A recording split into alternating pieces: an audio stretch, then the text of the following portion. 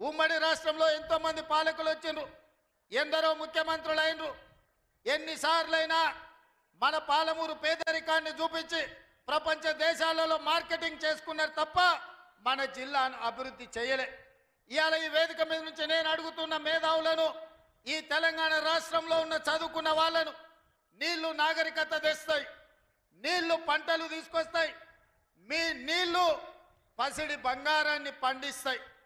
మరి నీళ్లు నాగరికతను దేవాల్సింది, పసిడి పంటలు పండించాల్సిన ఈ పాలమూరు జిల్లాలో కృష్ణా నది జలాలు 811 టీఎంసీలు దశాబ్దాలుగా పారుతున్నా మాకెందుకు పసిడి పంటలు రాలేదు? మా కష్టాలు ఎందుకు తీరవలేదు?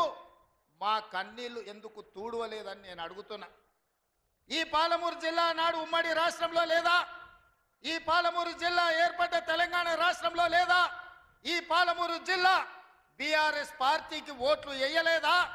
అంతెందుకు 2009లో నాడు చంద్రశేఖరరావు గారు కరీంనగర్ జిల్లా ప్రజలు తరుముతే భుజాన జోలె వేసుకొని జోలె పట్టుకొని పాలమూరు జిల్లాకు వచ్చి ఈ ప్రాంతంలో ప్రజల్ని అడుక్కుంటే నా పాలమూరు సోదరులు, మా సోదరి మనులు నీకు భిక్ష పెట్టినరు. నీ బొంతలో భిక్ష వేసి పార్లమెంటు సభ్యుని చేసి ఢిల్లీకి పంపిస్తే నువ్వు పార్లమెంటు సభ్యుడిగా పదవిని ఎలగబెట్టినావు.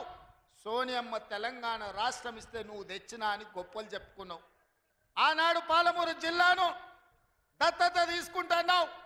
తెలంగాణ రాష్ట్రం వస్తే పాలమూరు బాగుపడుతుందన్నావు. వలసలు ఆగిపోతాయన్నావు. మా కన్నీళ్లు తూడుస్తా అన్నావు. మా ప్రాజెక్టులు పూర్తి చేస్తా అని మాటిచ్చినావు.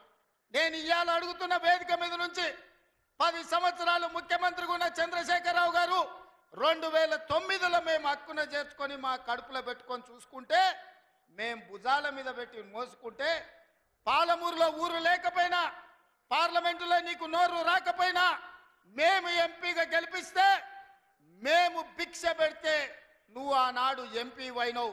ఆ సంగతి మర్చిపోకు.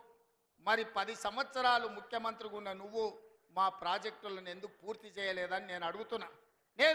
ఇవాళ ఈ వేదిక మీద నుంచి పెద్ద పెద్ద మాటలు మాట్లాడుతున్నారు, పొంకనాల మాటలు. ఇవాళ నేను అడుగుతున్నా చంద్రశేఖరరావు గారిని, 10 సంవత్సరాలు ఈ తెలంగాణ రాష్ట్రానికి 2 సార్లు నువ్వే ముఖ్యమంత్రి కదా, నీదే ప్రభుత్వం కదా, మా జూరాల ప్రాజెక్టు పూర్తి ఎందుకు కాలే? మా కల్వకుర్తి ఎత్తిపోతల కంప్లీట్ ఎందుకు కాలేదు?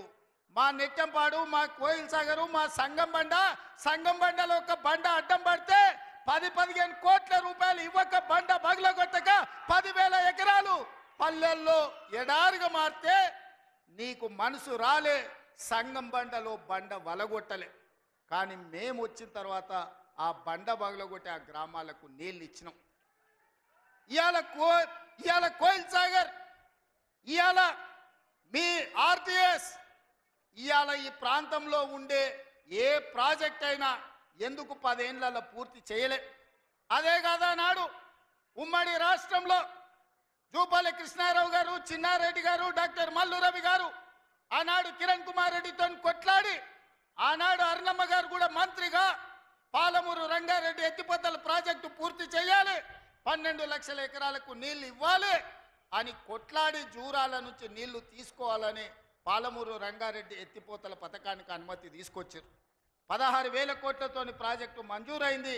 35,000 కోట్లు మొత్తం అంచనాలు వేసి టెండర్లు పిలిచిండ్రు.